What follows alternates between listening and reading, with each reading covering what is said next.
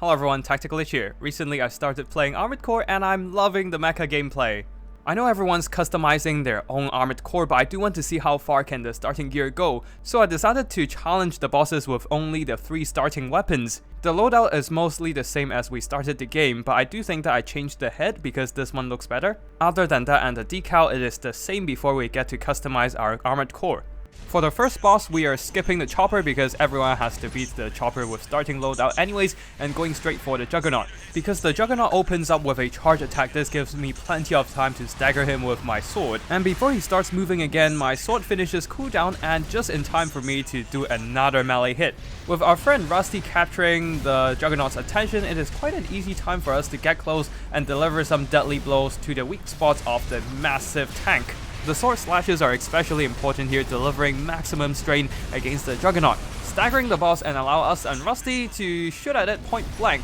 Unfortunately, halfway through the battle, our best friend slash bait was removed from the battlefield. This allows the Juggernaut to turn its attention and its frontal armor against us, and now getting to its weak spot is no longer an easy task.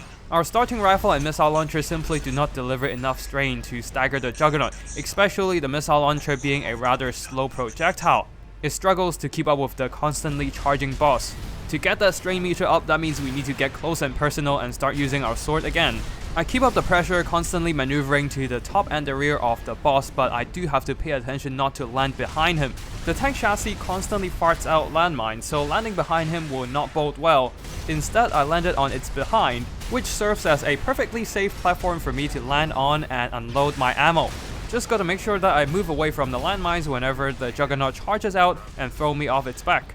Finally, the Juggernaut is on its last bit of HP and we just need one more stagger and this boss fight will be over. I got close, deliver a sword slash and the Juggernaut is stunned.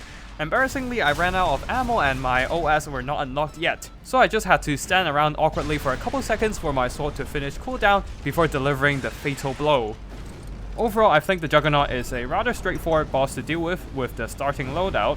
All its attacks were pretty easy to dodge as long as you don't get too greedy, which was why I failed my first few attempts. It just takes a bit of patience to get around its frontal armor and get to its softer side, rear and top. That's it for this video, and in the next one we're gonna challenge Botius.